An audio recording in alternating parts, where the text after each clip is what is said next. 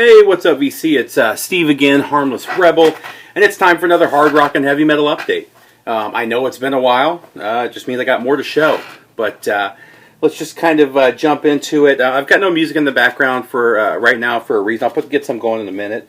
But I wanted to start off by showing this first album and playing a little clip from it. I ran across this about a month ago, and I was immediately attracted by the cover. And looked it up, and it was hard rock from 1969, so I had to get it. And then when I got home, I did a little research on the band. I was a little blown away by what I found. So here it is. This is music from the band Crow. And let me tell you, that's it doesn't get much more hard rock than that album cover. Killer album cover.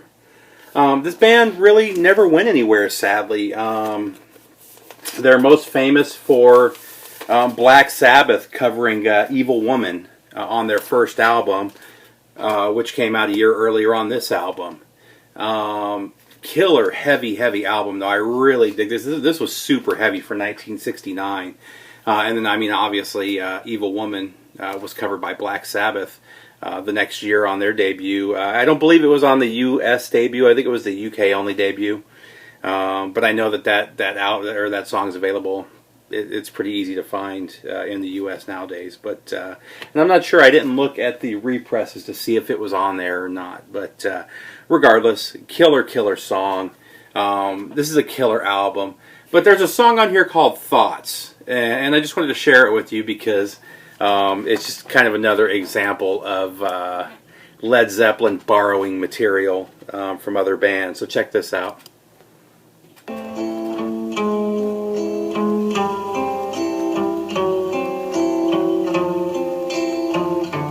Does that sound familiar to anybody?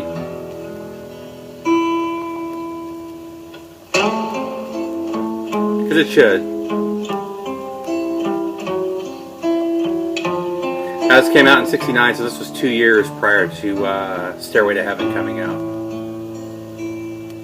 I look into the dark of night and see the obviously the vocal or the lyrics are different, but I just it was another thing I wasn't expecting when I listened to the album, but and it makes me kind of wonder also because I don't know when this album came out in '69. But I know that 1 year or 2 years earlier, they did a demo for one of the major labels. I want to say it was Epic. I could be wrong on that. I want to say it was Epic, though. And nothing came of the demo. The label decided not to sign the band, and they signed with Amoret instead. And then they later released Crow. So I don't know if Thoughts was part of that demo. I can't find what was on that demo.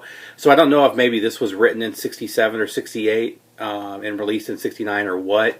But I know that right now Led Zeppelin is being sued over the song Taurus from Spirit, which also has a very similar guitar track. So I don't know if Taurus came first, Crow came first. Obviously Led Zeppelin didn't, but it sounds exactly like Crow's version of that opening riff. So I just thought that was interesting. I wanted to share that. But this is a killer album. It's not very expensive. I want to say I paid $5 or $6 for it. I looked on Discogs and they go for under $10. So if you're looking for some for those of you like Jeremy or Greeno that like the obscure hard rock. That one's definitely worth adding to the collection. So give me a quick second and I'll put some music on and then we'll go into the rest of, I'll show the rest of what I got going on. Hey, what's up guys? I'm back. Let's jump into this.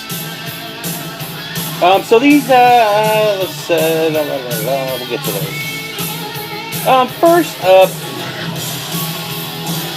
this is one I bought as a set. I ended up picking this up as well as one of their older albums, which I'll also show in a little bit, for less than the price that this would have been new. But this is Second Coming from Stryper. killer album. This is from 2013, I believe. Yeah, 2013. And what this is Stryper did sort of what Testament did a few years ago. They went back, looked at their old catalog, picked some old favorites, and re-recorded them. And I'm a real big fan of bands doing that. Instead of doing a greatest hits album, they take some of their favorite songs and re-record them. I hear a lot of people talk bad about that. It's something I've always kind of dug. And this album is killer. Came out on yellow vinyl. And most of this is off of Soldiers in Command. I think it's 6 songs off Soldiers in Command, 6 songs off of To Hell with the Devil, and then a few others here and there, a few of their singles and stuff. But man, I love this from beginning to end. It actually sounds a little bit heavier. Michael Sweet's voice still sounds amazing. They did make some changes here and there, but I think it's changes that makes the song sound better. So just a killer reimagining. I don't even want to call it a reimagining because I mean it's still the same songs for the most part. Next up, I just grabbed this a couple days ago. It was $8, so I couldn't pass it up. It's the 180 gram repress of AC/DC Flick of the Switch. One of the shops was selling it. Like I said, it was like $8, so I grabbed it. I already have probably 2 copies, original copies. Next up, this is I'm just a rock and roll singer from Lucifer's Friend. Lucifer's Friend is a funny band in that some of their stuff is just killer hard rock, and then some of their stuff is just out in left field. This album's kind of a mix of both. I want to say this is their 3rd album. This is from '74. The A side, there was one song I really liked. The rest of it was just kind of out there. But the B side on this was just really good. 4 real good hard rocking songs. So Lucifer's Friend. If you find it for cheap, grab it. I think I paid like $5 for it. I would say if you find it for that price, buy it. I wouldn't pay much more for it though. I showed this one already, but I got a chance to listen to it. This is the self-release of Virgin Steel. This was later released, I believe, 2 years later by Mongol Horde Records. I'd like to hear that one. The songs are all good. I like the album. I really like the band. The production's not great, and it kind of suffers because of it. Usually I don't mind the rough production, and in this case I really don't mind it either. But I would like to hear the repress that came out a couple years later to see if it sounds any better. See if some of the lows were brought up. Now this is another one I showed already, but I got a chance to listen to. This is Stand Back from April Wine. This is one that, this one was VCLT from SMF Captain Howdy. I gave this a listen. This is probably, I don't know if it's my favorite, but it's right there with First Glance. First Glance and Stand Back are probably my 2 favorite of the April Wine albums right now. Highly recommend this if you run across it. Next up is Power and Passion from Mama's Boy. This one was also VCLT, this time from Scott.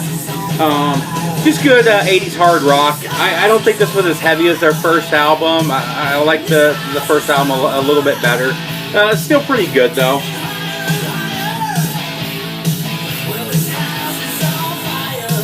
Now for just an absolute amazing album.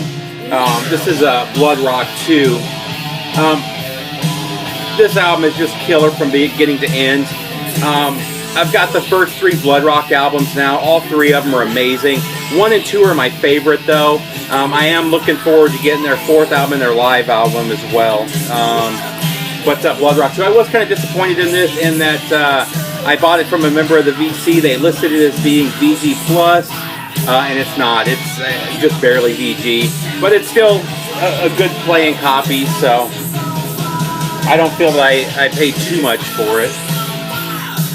Next up, this is a Grell to a lot of people, and I actually paid up for this one a little bit. I still got it for a good deal compared to what most people pay for it, but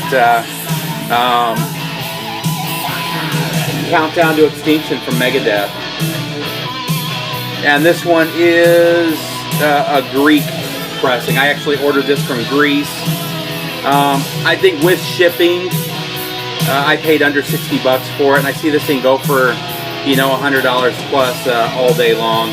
I've actually had this for a couple of months. I just finally got around to spinning it about a month ago, and now I'm showing it. Next up, this is another one I picked up from a member of the VC. I got it for relatively cheap. I love this album beginning to end. It's Love It to Death from Alice Cooper. Unfortunately, it's the one where they edited out the finger, but I bought it for the music anyway. The sleeve is not in the best condition, but the vinyl is very nice. This entire album is full of hits. I'm 18 is probably the biggest, or it is the biggest hit off of here. I still love that song. I can't get enough of it. I've heard it probably 4 million times. It should be one of those songs that I can't stand to listen to anymore, but I still dig it. As a whole, though, that album is full of deep cuts. I highly recommend checking that out if I'm 18 is the only album, or the only song that you're familiar with off of that album. Next up, I've shown this one before. However, I got the alternate cover for it finally. This is To Hell with the Devil. And that song is actually my favorite song from Stryper. But I paid less than $20 for this and Second Coming together. Second Coming was still sealed, and it's like $25 online to buy it brand new from Amazon. And to get this in there with it, I mean, it was just a killer deal. And if you're familiar, most of the US copies have an all black cover that just says To Hell with the Devil on it. This one's got the angel falling, and just a killer album.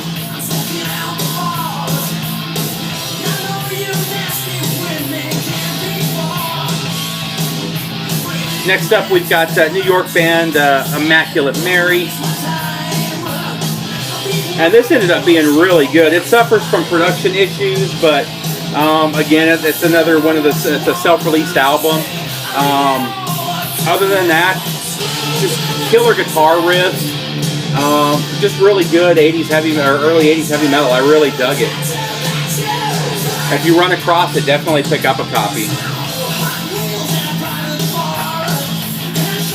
Next up, this is one like I got for a killer deal too. I ran across this for probably about half what they're going for, but this is Kiss Unplugged. I avoided this album for the longest time. I wasn't a fan of Unplugged albums. Most of the Unplugged albums that came out I thought were horrible. A couple of exceptions were Alice in Chains and Nirvana. Both of them had amazing Unplugged sets. But most of the Unplugged stuff I heard I didn't like. So I didn't get this when it came out. I remember it coming out. I remember looking at it. And I remember passing on it for just that reason. And when I got this in, I gave it a spin, and I can't believe that I never heard this. I don't remember hearing this on MTV at the time. I don't remember seeing anything about it. I remember the CD coming out. It's an amazing album from beginning to end. This was the first time that all four original members had played together since, I believe, the early 80s. I don't remember exactly, 81, 82 maybe. And it's also the first time, and maybe the only time, but definitely the first time that all four original members took the stage without makeup on. By the time Kiss had taken their makeup off, it was just Gene and Paul. So, but really glad to have that in the collection. This one's an upgrade. I had a really rough copy that was barely playable.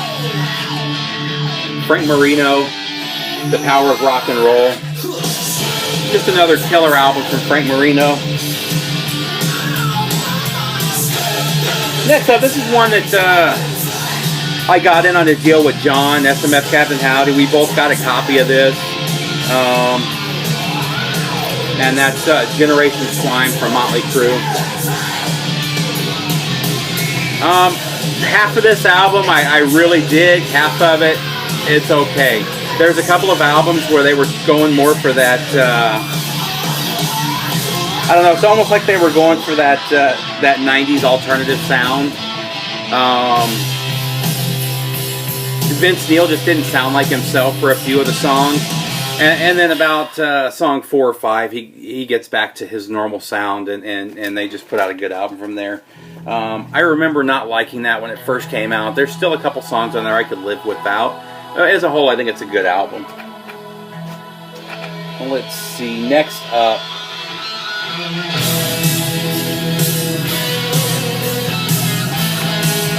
this album is an absolute classic. Every hard rock or heavy metal fan should have this in their collection. And that's Slatus from Slade. Whether you know this band, you know pretty much every song on here. I mean, just Mama, We're All Crazy Now and Come On, Feel the Noise, you know, from Twisted Sister. But, I mean, this whole album, Squeeze Me, Please Me is another one. Look What You Done. Every one of these songs I knew, and I wasn't familiar with the band until Scott turned me on to them. But this is their third album, the second under the name Slade. Then I got DCLT from Scott. I believe this is the Italian pressing of Slade Alive. And this is just another killer album. And then Scott also sent me Keep Your Hands Off My Power Supply. This one I wasn't feeling. These are both early 70s. This one was 74, I believe. 73. And then this one was 74, I believe. This came out right after. So, but these are both just killer albums. But by the 80s, I mean, there was still a little bit of that glam sound there, but I don't know, it just didn't hit me right. And I gave this one a couple of listens. It just doesn't have that same sound that they had in the 70s. So, but and also something very interesting. It's funny. I was talking to SMF Captain Howdy about this one. I saw some pictures of Slade from 1973. Kiss obviously wasn't in makeup yet. They were recording their first album about that time. But if you look at this picture, and there's other, and I don't know the band members' names, but their guitar player, this outfit, but he's got another one that's a little bit different. Space Ace's outfit is almost directly from one of the outfits that the guitarist Slade wore in '73, which I thought was pretty interesting. And Kiss is, from what I understand, listed Slade as one of their primary influences a number of times. But I just thought that was kind of cool when I was looking up some information on the band. Now, Aaron did a video a couple of weeks ago, maybe a couple of months ago, on Texas Metal Underground, which is a label that's finding obscure 70s hard rock and heavy metal from the 70s and early 80s and re-releasing it. And I ended up, after seeing that, I went and checked out their Bandcamp site and ran across this album. Now, this is an album I had already been looking at on Rockadrome. Texas Metal Underground did this album in conjunction with Shroom Angel, which I've talked about before with when I showed a Shotgun album maybe a year and a half ago, which was done by Shroom Angel. So anyway, after Aaron showed his stuff, I went and picked this up immediately. I actually bought everything on vinyl that Texas Metal Underground was selling on their Bandcamp site. I haven't listened to all of it yet, so I won't be talking about all of it on this video. But, so The Wicked Step, this one is on a yellow, orange, and red Starburst vinyl. And then it came with a booklet. It came with a reproduction of one of their posters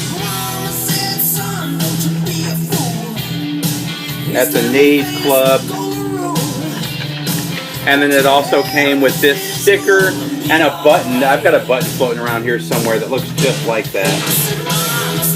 I don't know where it's at though. Oh, here we go. It also, oh, I'm sorry, it came with the, it just says Wicked Steps, sorry.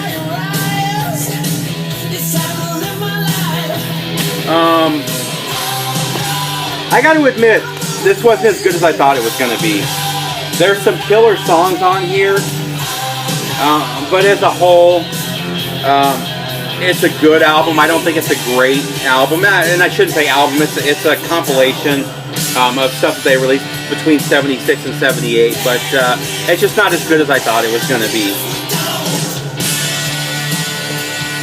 Then I pulled this one out. This one was the next album that I got from, another album that I ordered, and this is the Wicked Angel demo from '87. It's called Chaotic Intellect. This album is awesome. It's a four-song demo. All 4 songs are just killer. And this one also comes with a book that kind of tells the story of the band.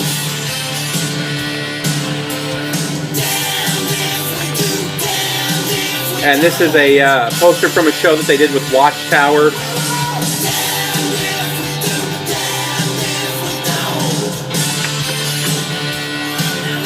And then the vinyl is on this purple translucent.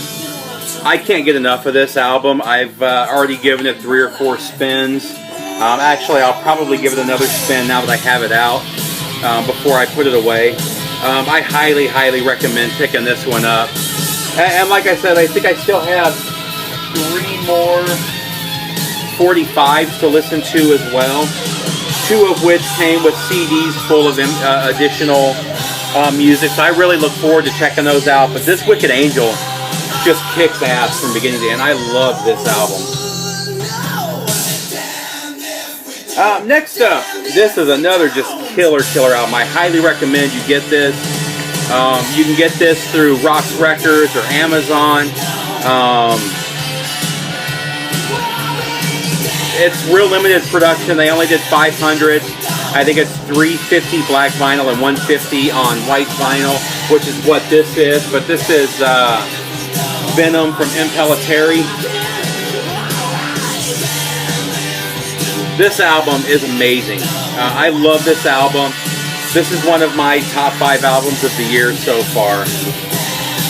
If you're not familiar with Impellitteri,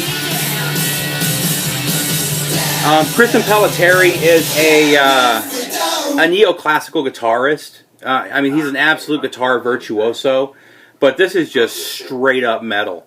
Really good. I mean, he does have some solos where he kicks into the neoclassical, but as a whole, he's just an amazing guitarist. This and his last album, I think, are 2 of his best. A lot of that has to do with the singer. Rob Rock is back in the band. Rob Rock has an amazing voice. It kind of reminds me of James Hetfield at times. As a whole, this band just kicks ass, though. They kind of get stuck in the Christian metal arena. However, you know, they've come out a number of times and said they're not. Chris and Rob, Chris Impellitteri and Rob Rock are both Christians, but the rest of the band isn't. So, you know, when you get this, it's not going to be, there is some Christian-based lyrics in here, but it's not all Christian-based lyrics. It's definitely an album that'll reach everybody, or anybody that's into metal, and again, I highly recommend it. Next up, this is one I picked up. I ran across for a really good price from a VC member. This is Night of the Blade from Tokyo Blade.